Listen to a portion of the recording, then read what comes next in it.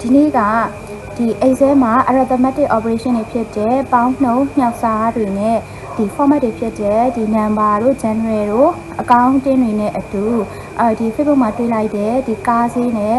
ရွှေဈေးရှင်းပြထားတာလေးကိုရှင်းပြပေးမှာဖြစ်ပါတယ်အဲ့တော့ထုံးစံအတိုင်းဒီ practical example နဲ့အတူရှင်းပြပေးမှာမို့ဒီ Excel အသစ်ကိုလေ့လာနေတဲ့သူတွေအတွက်ဆိုလို့ရှိရင်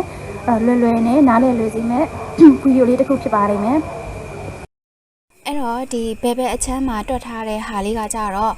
ဒီ Facebook မှာပို့လေးတစ်ခုအဲ့ဒီ post ကိုတွေးလိုက်တဲ့အချိန်မှာဒါစိတ်ဝင်စားပြီးကိုကတွက်ကြည့်ထားတဲ့ဟာလေးပေါ့နော်အဲ့ဒါလေးကိုပြန်ပြီးတော့မျှဝေခြင်းလို့ဆိုပြီးတော့ဒါပြန်ပြီးမျှဝေပြီးတဲ့ဗီဒီယိုပေါ့နော်အဲ့တော့ဒီမှာပါတဲ့အဲ့တော့ဟိုဟာပေါ့အတွေးခေါ်လေးတွေလည်းတွေးတက်စေချင်တာရယ်အဲ့ဒီဒါတွက်ပြရင်းနဲ့ဒီ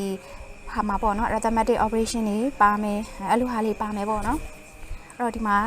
ဒါဆိုရင်2019ခုနှစ်မှာကားဈေးကသူက300လို့ပြောထားတယ်เนาะ1နှစ်3နှစ်ဟိုအဲ့တော့ကားဈေးတော့တခြားမသိဘူးပေါ့เนาะဒါ high jet ဒီဘာတန်မိုးဖြစ်မလားတော့မသိဘူးပေါ့เนาะကားတန်မိုးတွေမသိတဲ့အတွက်ဒါပေမဲ့သူပြောထားတဲ့အတိုင်းမှန်းချေပေါ့เนาะအဲ့တော့အဲ့ဒီမှာရွှေဈေးကဘယ်လောက်ရှိမလဲဆိုတော့17သိန်းနဲ့5000ရှိမယ်အဲ့တော့ကားဝယ်ဖို့ဆိုလို့ရှိရင်ကိုကရွှေဘယ်နှချက်သားစာဝယ်ရမလဲပေါ့เนาะအဲ့တော့300ကိုဒီရွှေတစ်ချက်သားတန်ဖိုးနဲ့စားလိုက်ရင်26ချက်သားပေါ့နော်ဒီ26ချက်သားရှိမယ်ပေါ့နော်သူကတော့ဒါခုနကဒီမှာဒီလိုလေးဖြစ်နေမှာပထမလေအဲ့ဒါကိုတက်စီမဲဖြောက်လိုက်တာမှန်းကြည့်ပဲလိုချင်မှာဆိုတော့26နဲ့ပဲတွက်လိုက်မယ်နော်အဲ့တော့26ချက်သားအဲ့တော့26အမြောက်17သိန်း5000ဆိုရင်300ပေါ့နော်အဲ့တော့ကားတစ်စီးဝယ်ဖို့အတွက်ဆိုလို့ရှိရင်2019မှာရွှေ26ကျပ်သားရောင်းရမယ်ကိုကရွှေရောင်းပြီးတော့ကားဝယ်မယ်ဆိုရင်အဲ့တော့ရွှေ26ကျပ်သားရောင်းလိုက်ရင်အဲ့တော့ကားတစ်စီးရမယ်ပေါ့နော်အဲ့တော့2025ကိုရောက်တယ်2025ကိုရောက်တော့ကားဈေးက3800ဖြစ်တယ်ကားဈေးက3800ဖြစ်တယ်ရွှေဈေးကကြတော့89သိန်းဖြစ်တယ်ပေါ့နော်89သိန်းအဲ့တော့3800မှာရွှေတစ်ချက်သား89သိန်းဆိုတော့အဲ့တော့ရွှေအလေးချိန်နဲ့တွက်ရင်ကိုကဘယ်နှချက်သားစာကုန်မလဲပေါ့နော်အဲ့တော့ဒီ3800ကိုရွှေတစ်ချက်သားတန်ဖိုးနဲ့စားလိုက်မယ်အဲ့တော့ဒီနောက်မှာက point တွေရှိရပေါ့နော်အဲ့ဒါကတော့ရွှေတန်ဖိုးနဲ့ဆိုရင်ပဲတွေ point တွေဖြစ်မှာပေါ့နော်ဒီမှာကတော့မှန်းကြည့်ပဲတွက်တာဆိုတော့ဒီနောက်ကဒစီမယ်တွေကိုဖျောက်ပလိုက်လိုက်မယ်ပေါ့နော်10ချက်သားစာပေါ့အဲ့တော့ဒီရွှေ10ချက်သားနဲ့အဲ့တော့ဒီ89သိန်းနဲ့မြောက်ရင်အဲ့တော့3800ရလိမ့်မယ်အဲ့တော့2025လဲရောက်တော့ရွှေက10ချက်သားရောင်းဝယ်လို့ရမယ်ပေါ့နော်ကိုက2019မှာကားမဝယ်ခဲ့ဘူးပေါ့နော်ကိုမှရှိရရွှေ26ချက်သားကိုကားမဝယ်ခဲ့ဘူး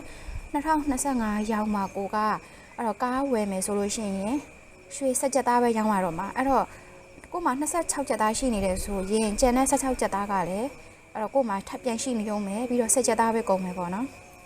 အဲ့တော့ဒီ2019ကနေ2025ဆိုလို့ရှိရင်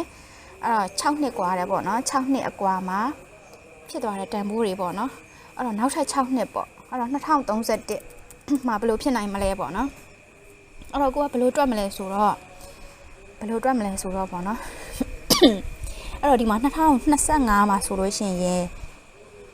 အဲ့တော့2025မှာဆိုလို့ရှိရင်ကားတန်ဖိုးက3800အဲ့ဒါကိုစားလိုက်မယ်ပြီးတော့2019မှာကားတန်ဖိုးက3300အဲ့ဒါကိုစားလိုက်မယ်စားပြီးတော့ဒီ percent တန်ဖိုးယူလိုက်မယ်ပေါ့နော်ဒါဆိုလို့ရှိရင်များတာကို900နဲ့စားပြီး100နဲ့မြောက်ပေါ့နော်သူရဲ့ equation ကတော့ဒါပေမဲ့ Excel မှာကြတော့သူ့မှာ auto formula ရှိတဲ့အတွက်ဒီ percent ပဲယူလိုက်မယ်ပေါ့နော်100နဲ့မမြောက်တော့ဘူးများတာကို900နဲ့စားပြီးတော့အဲ့တော့ဒီ percent လေးယူလိုက်မယ်ပေါ့နော်အဲ့ဒါခောက်မယ်ပြီးတော့ဒီမှာ percent ရှိတယ်ပေါ့နော်အဲ့တော့260 9%အဲ့တော့ဒီ2019ကနေ2025မှာကားတန်မိုးက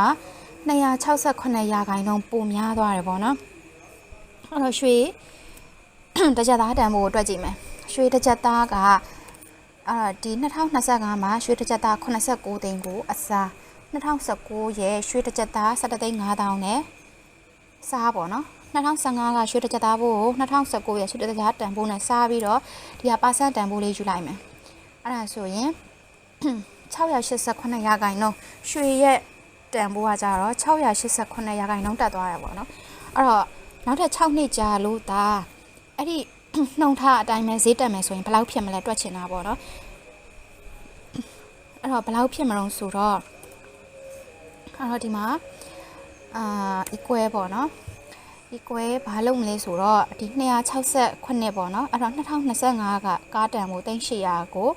အမြောက်268ရာခိုင်နှုန်းနဲ့အတွက်အဲ့ဒါဆိုရင်အဲ့တော့2031မှာကားတန်မို့က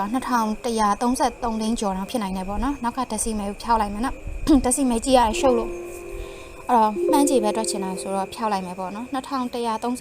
သိန်းတောင်ဖြစ်နိုင်တယ်နောက်ထပ်6နှစ်မှာပေါ့နော်အဲ့တော့ရွှေတန်ဘိုးကလည်းဒီ2025ရဲ့ရွှေတစ်ကြက်သားကို680သိန်းနဲ့ညအဲ့ဆိုရင်ရွှေတန်ဘိုးက942သိန်းကျော်တော့ဖြစ်နိုင်တယ်ပေါ့နော်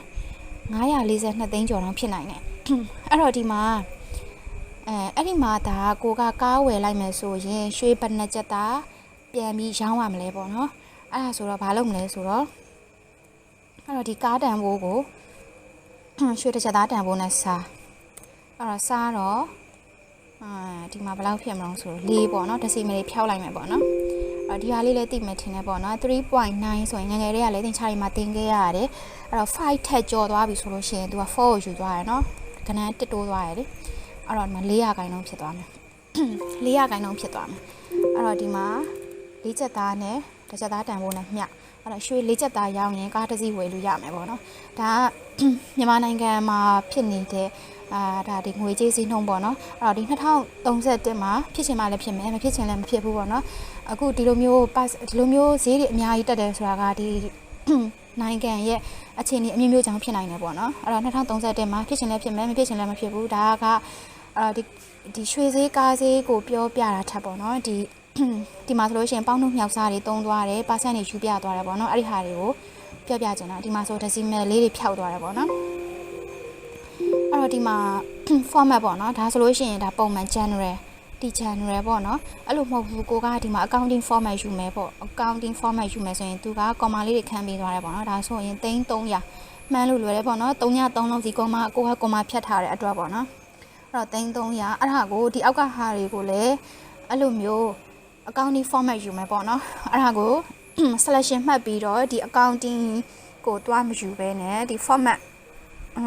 ပိန်တာနဲ့သုံးမယ်ပေါ့နော်အဲ့တော့ format ပိန်တာတစ်ပတ်ကလစ်ခောက်မယ်အဲ့တော့ဒီမှာအဲ့တော့ဒီလိုလေးတွေပေးပြန်ချလိုက်ပေါ့နော်အဲ့ဒါဆိုရင်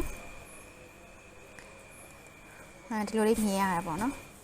အဲ့တော့ဒီဗီဒီယိုမှာကကြတော့ဒီအဲ့တော့ကားဈေးရွှေဈေးထပ်ပေါ့နော်အဓိကအဲ့လိုမျိုးစဉ်းစားလို့ရတာလေးရယ်